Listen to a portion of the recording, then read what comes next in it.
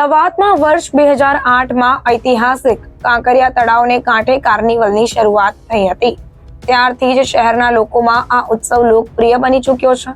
Corona કાળને બાદ કરતા આ કાર્નિવલ સતત દર વર્ષે ઉજવાતો આવ્યો છે।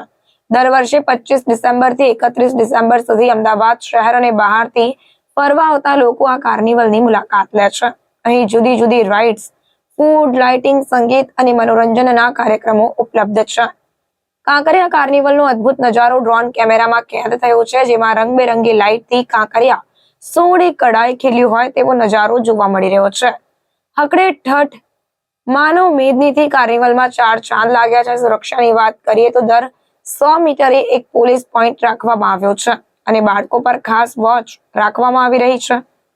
દરેક ધર્મના લોકો કાંકરિયા કાર્નિવલમાં આવી રહ્યા છે। કાર્નિવલ પ્રવેશની કોઈ એન્ટ્રી ફી નથી। પરિવાર સાથે બેસીને અહીં લોકો જમી પણ શકે છે। પાણીની વ્યવસ્થા ઓથોરિટી તરફથી છે અને પાર્કિંગનો કોઈ ચાર્જ નથી। લેક પરિસરમાં સ્વચ્છતા પણ જોવા મળી રહી છે। દરેક જગ્યાએ કચરા ટોપલી રાખવામાં આવી છે।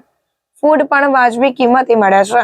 અહીં સુરક્ષાની વાત કરીએ તો દર 100 મીટરના અંતરે એક પોલીસ પોઈન્ટ પણ જોવા મળી રહ્યો છે।